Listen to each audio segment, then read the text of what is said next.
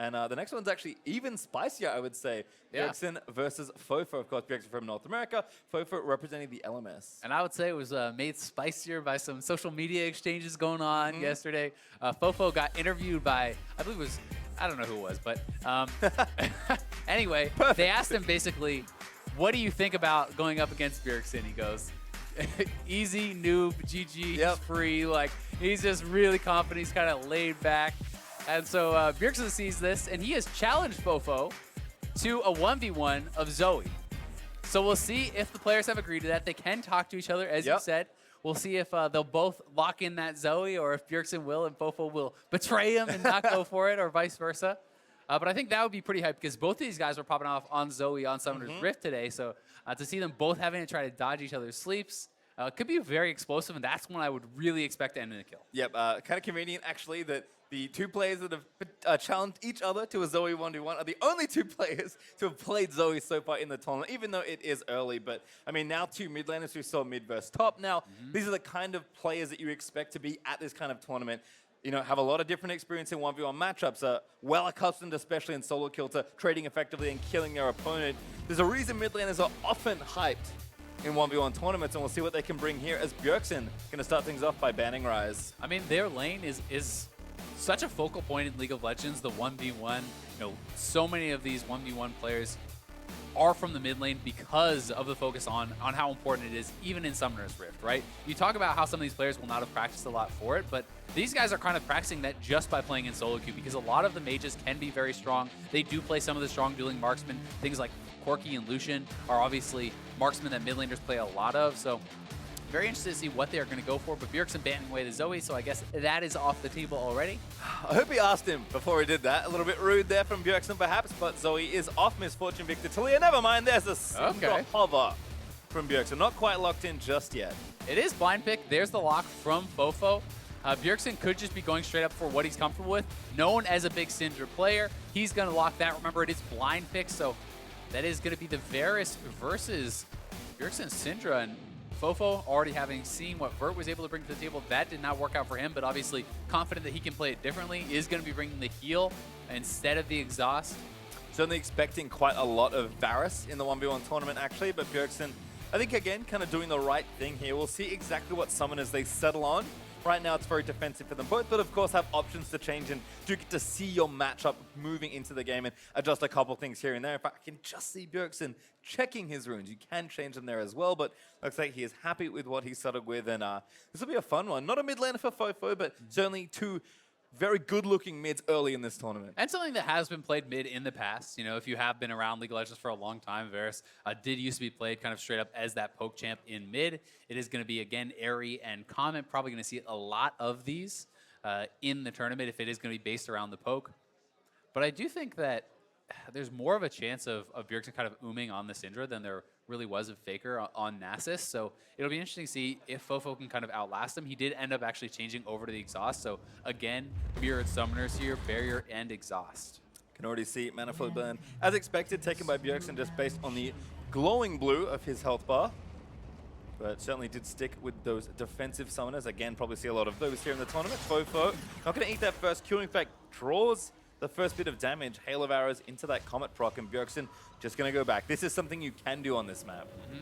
And it's actually a pretty interesting start here from FoFo. So Boots 4-pot, a lot of it is coming down to kind of how effective this start is based on how many skill shots can you dodge, right? How much can you actually avoid from the Syndra, because you don't really have any combat power from it. It's just the added move speed. If you can dodge a lot of Syndra's skill shots, all three of them are skill shots, then it can become very, very effective. And you also have access to quite a lot of sustain with the 4-pot start here. So if he can dodge out some of Bjergsen's abilities and tag him with a lot of his own, Bjergsen is only on half the kind of sustain that his opponent has. So FoFo could play this patiently and look to kind of just push his opponent out. Well, Bjergsen getting that harass started, but FoFo again getting it going with the Comet after the E. Kind of fun point of pride between these two as well. FoFo, one of his bigger international stages here after leading his team to two good-looking victories. Bjergsen, of course, a former 1v1 champion as well at the All-Star event. So both of these players looking to move on. And unfortunately for this event, it is best of one, single elim, moving at least until you move into the later stages. So not a lot of room for mistakes. No, not at all. And it's going to be some really tight competition because I do think players are starting to take the 1v1 more and more seriously, kind of as a point of pride, right? It is this thing where there's no excuses really on the table. It is just you versus your opponent. It is not your team versus their team. And these guys want to show that they are the most dominant player on the Rift, that they can crush some of the competition. Yep, my hope for fun died when Grass for the Undying Caitlyn was a thing. As Bjergsen actually taking a little too much damage here from FoFo, missing all his early skill shots here thanks to those boots and some deft movement there from FoFo. So Bjerg forced pretty far back towards this turret. Again, a nice dodge there of the Dark Sphere from FoFo. And when you lose control of the health pack like that, then that's essentially another full potion giving over to your opponent. So it's almost like you're in a situation where it's 5-2 as far as that regen goes, unless Bjergsen can reestablish control. But he's already had to use both of his potions. Still 3 left for FoFo. He does have the mana flow ban, so although he's a little bit low now, he's going to be able to regen quite a bit on that next spell. Does get a bit back there. Bjergsen just trying to keep the wave in a more comfortable spot, but FoFo is up more than a wave of minions right now. Bjerg again trying to hit back, but the turret also hits harder in this game mode too. It's not as easy as it is in SR to last hit those minions once they move towards the turret, and FoFo just playing up and aggressive, not afraid at all.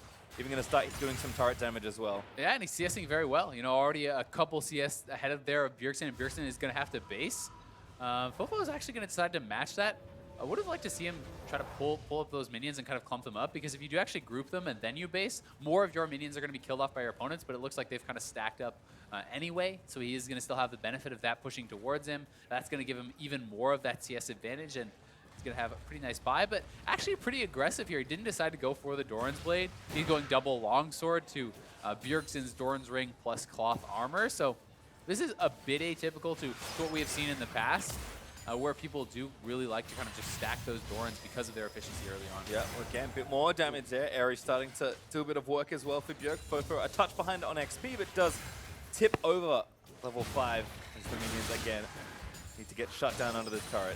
The other thing we have to keep in mind here is this is a Syndra versus someone who is not building MR. It's not like he's building a Hex Shrinker or anything like that. So there is still the potential to combo him down at 6. I mean, you see how much damage that is alone? If Bjergsen is 6 there, FoFo does have the potential to die, right? Yes, he has barrier exhaust, but if Bjergsen is able to get up on top of him and continue pumping in that damage, you can combo someone out. And I think in the best case scenario for Syndra, you're only going to get to use barrier in most of those situations, not exhaust you, as you likely won't be in range. So we'll have to see. FoFo, though, chewing through those potions, now only has 1 left. He is 6 and Bjergsen's 5, so he's kind of posturing aggressively here, but getting pretty low. Damage back, Chain of Corruption hits, Bjergsen out of mana, but has the summoners left. FoFo doesn't get too much off that ultimate.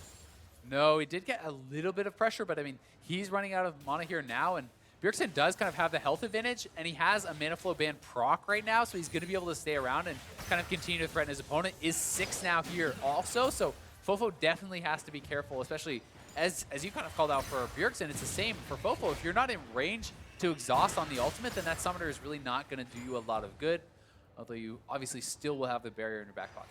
Yep, FoFo though, grabbing a health relic.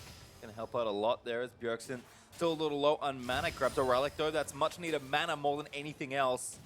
Doran's Ring's also helping out as he last hits the minions, but Bjergsen smells blood here. Oh, actually puts the ulti down, but the exhaust from FoFo was nice. Yeah, I mean, the exhaust was alright. Stun! Bjergsen, no, not through the barrier. FoFo firing back minions onto Bjergsen. Cannon hailing away at his health bar. And it's good that he could get the exhaust down, but he actually had to move forward to get it, so most of the orbs had already connected before that summoner went off, and now Bjergsen has a double summoner advantage. He is extremely low, so he needs to base, but now, to me, Bjergsen can go for the kill. Like, he can actually start to control the mini wave and posture and actually look for a 1v1 kill. He's hoping now that he is faked to base, so FoFo will then base and he can farm out some of these minions because he's staying around at really low HP. Yep, there's even a bait brewing here as well, potentially, but Bjergsen will get away with that fake base. In fact, staying for another wave here. Yeah, his minions did stack up, so he doesn't want to have it kind of pushing to his opponent, even though it is a cannon wave. He's going to try to shove that out, have enough gold for a good buy, and potentially set himself up for the all-in. Because once again, FoFo going for even more aggressive items, just more long swords, has this rated Dirk. He will be able to get a lot of damage out, but Bjergsen has a 2-summoner advantage, so he needs to kind of utilize that to posture aggressively and at least get something as far as a wave control advantage to get the CS back if you can't go for a kill. Well, FoFo missed 2 minions. He's now up a couple as Bjergsen will have to return. Seeker's Arm Guard though for Bjergsen, again, kind of keeping with the defensive theme, and FoFo has gone for a full restock on health potions. He had 4, went down to 0, and now has 5, which is, of course, the max allowed. Yeah, not bad. I mean, it's going to give you a lot, right? Health pots are extremely efficient when you talk about HP to gold value. A health potion basically gives you the same amount as 400 gold worth of HP stats if you're buying like an actual ruby crystal, right? So it is very, very powerful as far as that goes, as long as you actually have time to have them all complete their full run.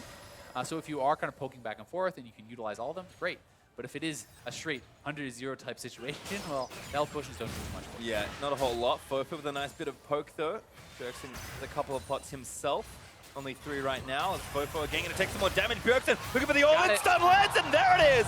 First blood! Nicely played there from Bjergsen, forcing out both of the summoners, actually, from FoFo earlier on. Knows he has the advantage. Doesn't even end up needing either of them to complete that 1v1 kill. Very well played from TSM's mid laner, and he's going to be moving on now, and that could set up a potential, well, it actually does set up the matchup with FLICKR, because they, I believe, do meet in the second round of the bracket, which would be tomorrow. Well, we'll have to have a double check on that one, but certainly exciting if that is the matchup we have coming up. Bjergsen not defending a title, unfortunately for him, but looking for a second 1v1 All-Star title. Uzi, of course, also in the hunt. We'll see him later in the tournament, but there are some killers out there as FoFo makes an unfortunate early exit from this portion of the tournament. Still plenty for him to play for. So watch this one again.